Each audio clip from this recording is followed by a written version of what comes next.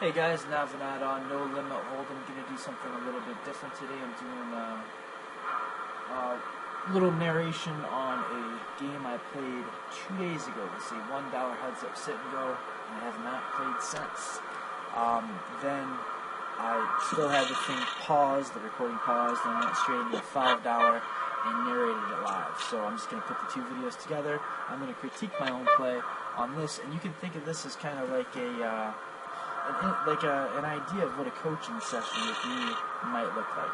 You'll record 30 minutes, you'll send it to me, I'll narrate over it, pause it, stop on some things, send you back a 30 to sometimes 60-minute video with my thoughts, and then we do a 30-minute recap conversation. That's my standard thing. That's first time free, $50 otherwise, so it's you get something like an hour and a half out of it, plus a recording to go back on anytime you want. So I'm going to pretend like I'm looking in on somebody else playing right now and show you how we might do this in this first 5 minutes or whatever this first match takes. So this is a $1 heads-up single. Okay, here we go. 10-2 offsuit, very standard fold. When limp 2, we can just check, take a look at the flop. I think leading is fine, and here we have a decision. But checking seems okay because we have showdown value. I'm scared to pause because I don't want to screw up my narration. Yeah, your video won't be like this if we do a coaching video, because I would have paused at like every street. In reality, a 30-minute video that you send me is going to take, you're going to get at least an hour back probably. And then our 30-minute conversation to recap is going to be more like 45 minutes to another hour, so it's more probably like hour and a half to 2 hour ballpark, but I call it an hour just in case sometimes it only goes an hour or so. Checking, hoping I'm hoping I, in the past, so he is checking to call. Now I think we can check and fold. Unless it's a $20 bet, we're getting 5-1. Let's go ahead and call. It's close, but I think we should call. And now we just check and fold, and if it's a...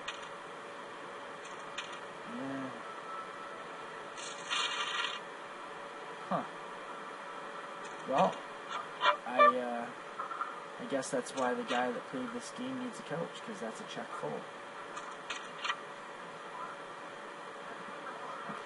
This should be the most standard half-pot bet ever made. We can either, I think we just need to bet this. He called with something on the flop. He's going to expect us to barrel this card if he knows what he's doing. And if he doesn't know what he's doing, then he's liable to get sticky with a 7, maybe an ace-high pocket pair. So we bet that turn pretty much against any player, with few exceptions. Whoever did this, whoever played this game, whose game I am now critiquing, had the TV on. I hope there's nothing real crazy going on. I don't remember, I recorded this and decided not to turn it into a video, but came back today and decided, what the hell. So hopefully there's not me, whatever, beating my wife. I'm kidding, I'm not married. Or a wife beater. I mean, no, I don't beat anyone's wife. 8-5 offsuit, open raise, super standard. Okay, when we get 3-bet, we're planning on folding, but when we're getting such a good price, we call. And we can, I think betting makes sense. We're expecting to get either check raised or him to fold. Maybe I like checking back better. That's a situation we can discuss here. Clicking it back is all that was really necessary to get stacks on the river, so I think that's fine. And let's just go ahead and jam in case he's got something that could potentially brick off and expect to win the money always. Okay, ace-5 offsuit. If he rips it, we're just going to call and hope to have the best hand or end with the best hand. Seems okay. Alright, so he got a little lucky there. 5-2 open fold. I'm perfectly fine with this guy's decisions, except for the one really poor decision to check call, lead on a fork. I don't know. So ace-3 offsuit, I guess we'll call against the spewy guy that just put it in with 7-3 or whatever it was. hope to not get sucked down this time, and we don't. Let's get on to the next part of this 2-game series. This next part is the $5 Heads Up Set and Go that I played just now. Hey guys, Navonod. $5 Heads Up Set and Go. Just getting back to the Every Thought Revealed, narrating while playing sort of video structure. Ace-7 offsuit is going to be a favorite against my opponent's calling range. Here we have Queen 3-3. We're going to check this back because I don't think we'll have a good number of worse hands that will call or better hands that will fold. That really hasn't changed, although it's pretty clear we're not going to be inducing any bluffs. It's not completely clear that that's the case. I think our ace-high is still good enough to just try to get the showdown and maybe call one street if he bets it. The argument to the line I took would be, or the argument against the line I took would be that we free-rolled our opponent at 6 outs. It's true, but you know, we also, anytime we check back, we give ourselves the opportunity to improve if we're behind. And bottom line is, we're going to need some hands that we treat as showdown value, bluff catcher type hands. And ace high, especially on a paired board, it's not going to be the type of hand you're going to want to bet for value, and it's not going to work as a bluff. So the only argument in favor of betting it would be to fold out your opponent's equity. And I think it could be valid to maybe once villain checks the flop to you, you check back, and then he checks the turn to you. Then you might want to just go ahead and bet and fold out your opponent's equity. And then also on the flop, some of the time you kind of have to have an ace when you bet some of the time, or it's hard to rep the ace that comes in the turn when you want to double barrel it. But in general, ace high on a paired board is going to be the type of hand that I'm going to want to just try to get the showdown as cheap as possible. We've got the best hand here often. We've got a draw to the wheel. Yeah, and I think with all of the even semi-bluffs that could be in this range, the fact that we've got an overcard to anything but the ace, there's 2 of those out, so it's unlikely that he's got one. I think calling is perfectly fine. If he would have fired that third shell, it would have depended on the bet size, because we've got to be right. You know, the bet size compared to the pot size determines how often we've got to be right, and there should have been plenty of semi-bluffs in villain's range. King 9 with no backdoors other than, well, there's runner straight draws. I can really go either way with this hand.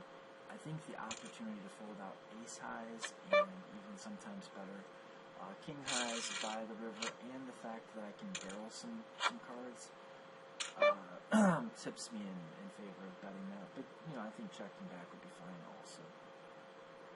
We're going to 3-bet our king queen. I'm interested to see what he had going back just a couple hands when we called with the king 3. So he had absolutely no equity, so he doesn't apparently need equity to fire on the turn. So he double barreled with no equity. Maybe he interpreted the ace carrying the board as a scare card, although it really isn't a scare card most of the time. I mean, any hand that was beating me that contained an ace is just beating me by almost the same amount. I mean, I still had the gut shot regardless. I think we can open fold the 3-2 offsuit. It could be the worst hand, heads up. It kind of depends on your opponent. Depends on stack depth, whether it's better or worse than a hand like 7-2 offsuit. 6-2 suited. You can take this one off, or you can raise it. I'm gonna base my decision whether to open this or not on how often I'm getting 3-bet and how poorly my opponent plays post-flop. This, is a surprise.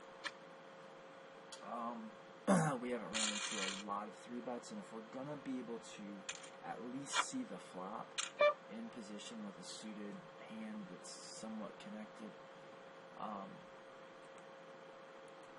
then it's an open. But yeah, once he starts 3-betting, then we can take off hands at 6-2 suited also. He's doing a lot of folding to 3-bets. I don't know if it's enough yet. It probably is enough for me to start wanting to have some 3-bet bluffs, but at the same time, I've been 3-betting so often, it might not be the best timing to start bluff 3-betting.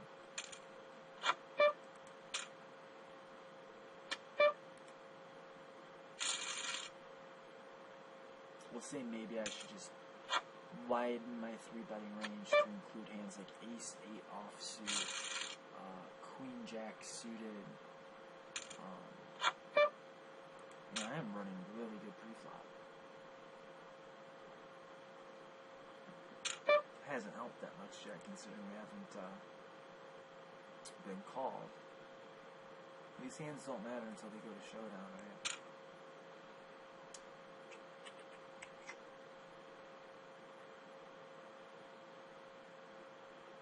I meant to put them in, that was kind of a misclick.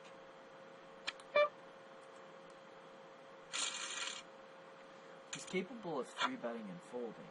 Man, I am running really good. Yeah, let's just get this in.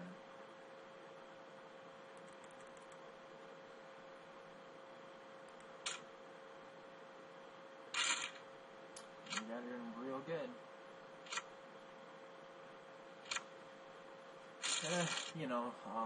I don't know if you picked the right hand to get crazy with, but you can't really blame the guy for thinking I might be full of it. Yeah, I think the $1 match, the $5 match is it's good for this quick installment of Navonod on No Limit Hold'em. Doing coaching still, guys. I have nobody on my roster at present. And I've dedicated and committed a lot of time. I've got a lot of leftover time. I had somebody bail on me that I had a lot of stuff set up with. So that left a big hole in my schedule. So if you've not done a coaching session with me, the first one's free. So I would love to give you that first session. Get a hold of me, dondoust@gmail.com, or just leave me something in the comments and we'll set it up. I'm very flexible in the way that I do coaching. I've done FaceTime. I've done even some stuff over the phone, actually. I've done a lot of stuff over the phone just with one guy, and at present I don't charge him anymore. We're just kind of like poker buddies. But then the main way that I do coaching is I just have you record a session, I watch it, I narrate over your video that you sent me, I send that video back to you, and then we have a conversation about it. So the whole thing, if you send me 30 minutes worth of footage of you playing, I'm going to watch it, analyze it, send it back to you. That's going to take me 30 minutes on a good day, but usually I'm putting more like an hour into it because I'm pausing the video and talking about what your thought process ought to look like instead of what your thought process seems to look like, and I'm illustrating questions, and so I put about an hour into that and then send it back to you. You watch it, and then we talk about the video, and that can take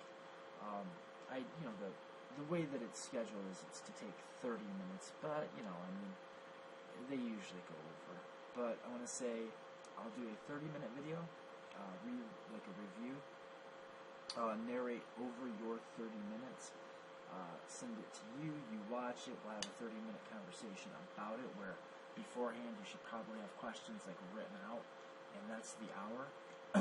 But the reality is I'm putting a full hour usually, or 45 minutes to an hour into the video you send me, sending it to you. You've got like a 45-minute video there to go over yourself, and then the phone call, the conversation is scheduled for 30 minutes, but usually again goes more like 45 minutes. So figure, you're paying for an hour. It's usually going to go an hour and a half, but it can only hold me to 1 hour. And the first one of those is free. And if you've got a different way that you'd like to do coaching, hand history reviews, sweat sessions, anything like that, we can talk about that too. I don't have a big preference. I just have more of an expertise the other way than a preference the other way. So until next time, guys, look me up, check me out. Let's get some coaching gigs coming in. I need the practice, I need the money, and you need the improvement in your game. Alright, till next time, guys. Laters.